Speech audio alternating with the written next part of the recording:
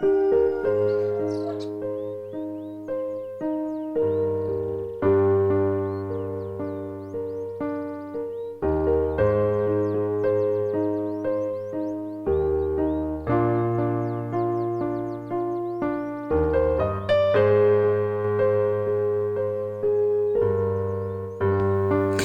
be like Jesus.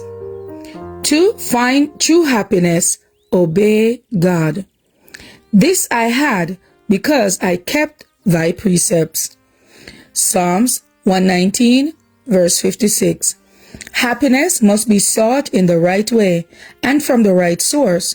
Some think they may surely find happiness in a course of indulgence in sinful pleasures or in deceptive worldly attractions. And some sacrifice physical and moral obligations, thinking to find happiness, and they lose both soul and body. Others will seek their happiness in indulgence of unnatural appetite and consider the indulgence of taste more desirable than health and life. Many suffer themselves to be enchained by sensual passions and will sacrifice physical strength, intellect, and moral powers to the gratification of lust. They will bring themselves to untimely graves, and in the judgment will be charged with self-murder. Is this happiness desirable, which is to be found in the path of disobedience and transgression of physical and moral law? Christ points out the true source of happiness and how it is to be attained. His life points the direct and only path to heaven. Let the voice of wisdom be heard. Let it mark out the path. Her ways are ways of pleasantness, and all her paths are peace. Temptations are on every side to allure the steps of youth to their ruin.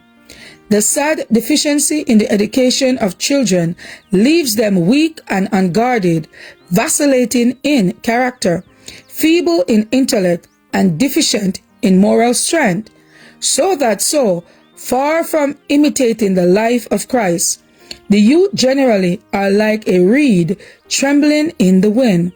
They have not physical constitution or moral power, because they yield to temptations.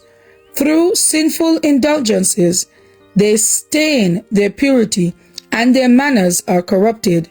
They are impatient of restraint, and flatter themselves if they could only have their own way, they should then be very happy. If youth and children would seek their highest earthly good, they must look for it in the path of faithful obedience. A sound constitution, which is the greatest earthly prize, can only be obtained by a denial of unnatural appetite.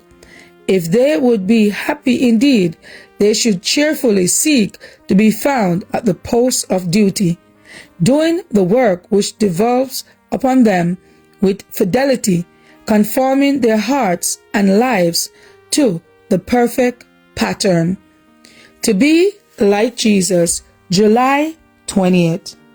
As for me and my house, we will serve the Lord. Thank you all for listening, and please join us once again tomorrow for your daily devotional reading. God bless.